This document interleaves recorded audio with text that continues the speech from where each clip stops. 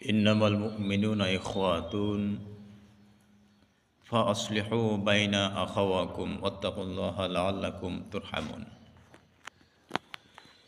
আল্লাহ তাআলা বলছেন, প্রত্যেক মুসলমান একে অপরের ভাই, তাই তোমরা তোমাদের ভাইয়ের সাথে সুসম্পর্ক বজায় রাখো। আশা করা যায় তোমাদের উপরে দয়া করা হবে। ওয়াত্তাকুল্লাহ, ওই মহান আল্লাহর প্রতি ভরসা রাখো। যদি ভরসা রাখো তাহলেই আল্লাহ তাআলা ওয়াদা দিয়েছেন, আশা করা যায় তোমাদের উপরে অনুগ্রহ করা হবে, দয়া করা হবে। এক মুসলমান আর এক মুসলমানের ভাই, এক মুসলিম আর এক মুসলিমের অঙ্গ।